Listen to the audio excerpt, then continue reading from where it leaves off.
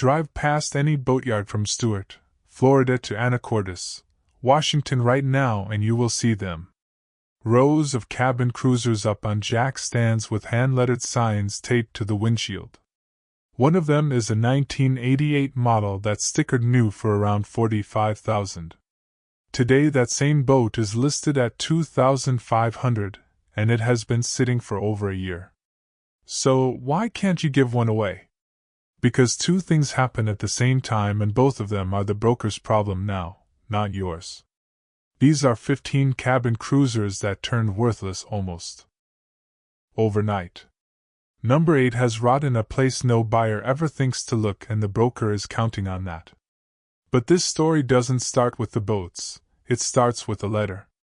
Sometime around 2022, retirees in Florida and the Gulf states started opening renewal notices with the premium doubled, tripled, or a flat refusal to cover a boat over 30 years old. About half the companies that wrote boat insurance simply walked out of the market. At the same time, the banks quietly drew a line in most. Marine lenders stopped financing anything older than 20 years. A boat nobody can insure and nobody can finance is a boat nobody can sail. Hold that thought because it is the thread running through all 15. Number 1, the late 1980s Bayliner Sierra with the OMC Cobra stern drive. On December 22 of the year 2000, Outboard Marine Corporation filed for bankruptcy and laid off about 7,000 people. The company that built the Cobra drive was gone and the parts went with it. In plain terms, the original dog clutch. Units are no longer made, right down to the water pump, and a lot of mechanics will not even touch them. A conversion to a MerCruiser drive runs around $2,000 before labor, and a rebuilt unit starts north of $5,000.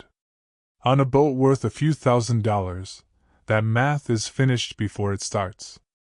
That is why you will find these Sierras listed at $2,500 with the engine and drive already pulled out. A good runabout hull, strangled by a drive nobody can fix. Scope this one tight. The later Volvo and MerCruiser Sierras are fine. It is the orphaned Cobra years that died. Number 2, the Four Winds Liberator and Horizon with the same OMC Cobra built from 1988 to 1993. Four Winds laid up a genuinely good hull. That is what makes this one sting. The boat is solid, and the drive behind it is a boat anchor. Owners describe spending hours just trying to get the shift mechanism to behave, and then learning the part they need has not been made in 20 years. Some buy these boats for a few $100s only to find the gears inside.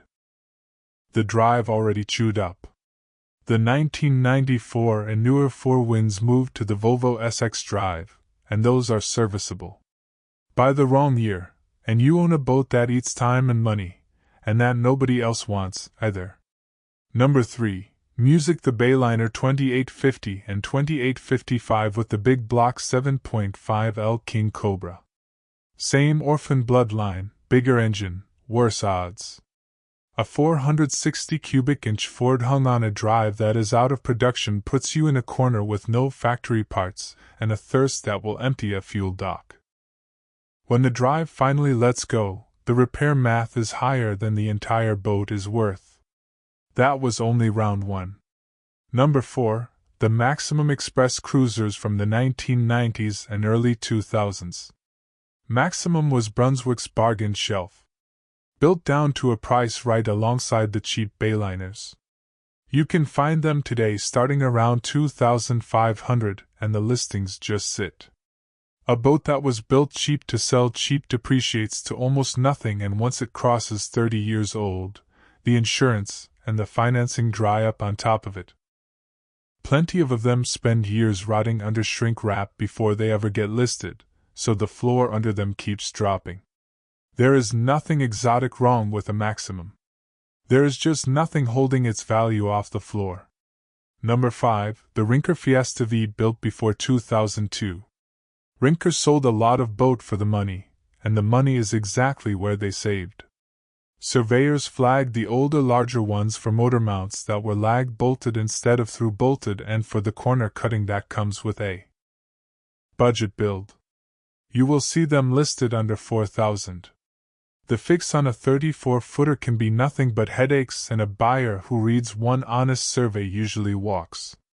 To be fair, by the 2000s a lot of production brands shared the same materials and the same factories. The knock here is the pre-2002 boats, and the bigger holes, not the badge itself. Number 6. The 1970s and 1980s small bayliner cruisers. This is the one the comments section always wants to fight about, so let me be straight with you. A surveyor will tell you a 1986 bayliner with twin diesels can be built like a tank, and the quality climbed after Brunswick bought the brand. But the version you've heard, the cheap thin-skin runabout era, that one earned its reputation. Self-tapping screws driven into the hull, untreated plywood under the cushions, staples that rust out. Bayliner did not drop the wood and balsa core out of that layup until around 1991 and 1992. So, the worst of the soft floors are the boats built before then.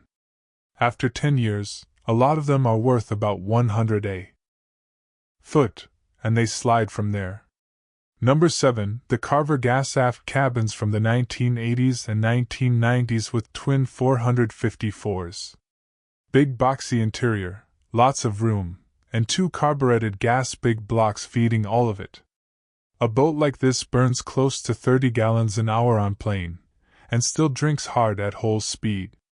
Owners clock 5 to 6 gallons an hour just idling along at 8 miles per hour, and near 30 the moment they push it up on the plane. The first soft spot in the deck was a warning sign. Owners painted over it. Surveyors will tell you carvers of this era are known for stringers and transoms that rot from boxed in water, music, and the repair runs past what the boat will ever sell for. The diesel carvers are a different animal, so scope this to the gas years. Number 8.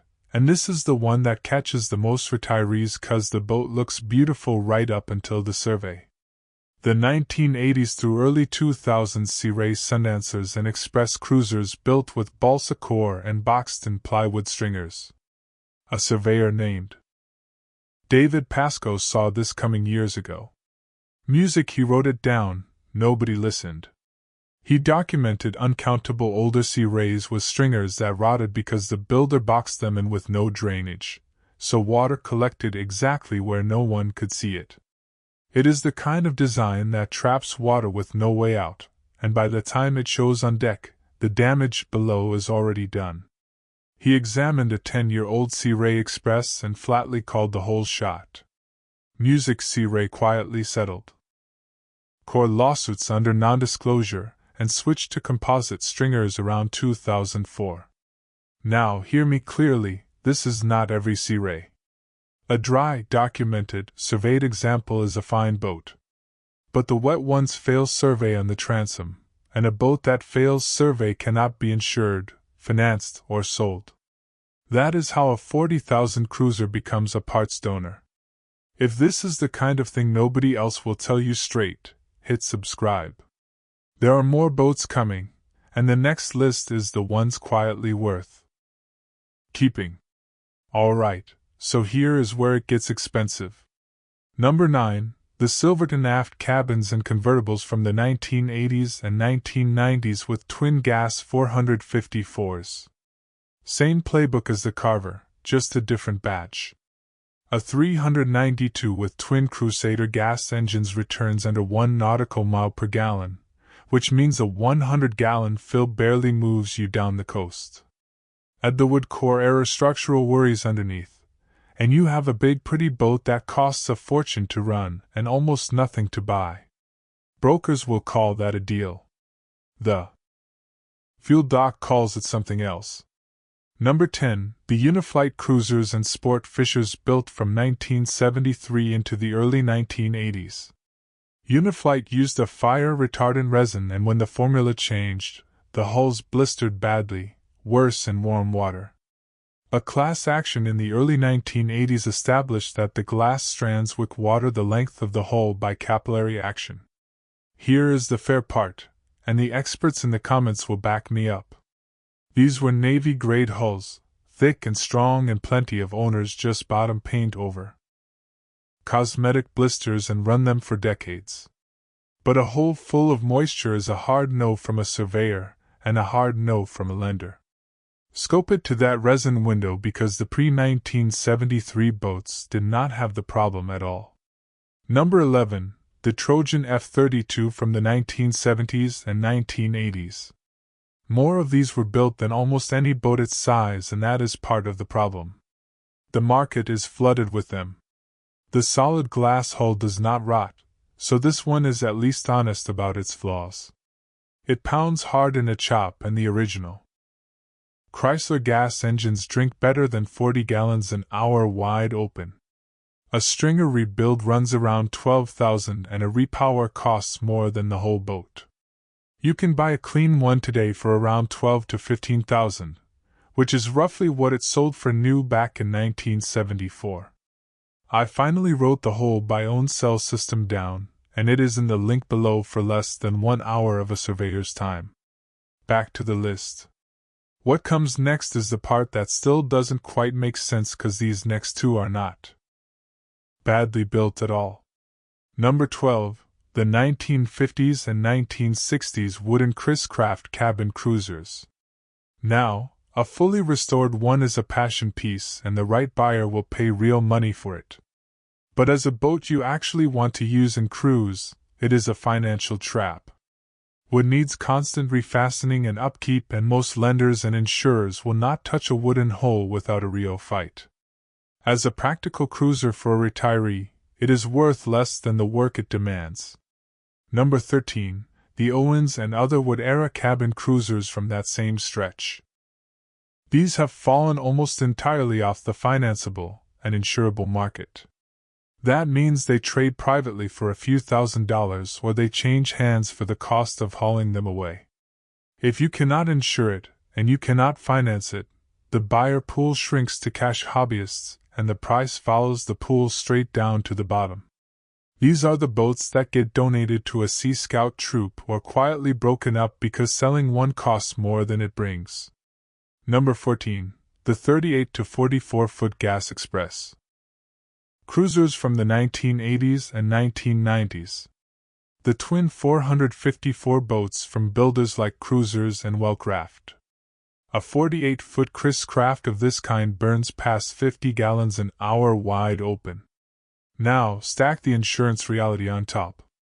Keep one of these south of Cape Hatteras, and your premium runs 50 to 100 over the national average. And some carriers will not write you at all.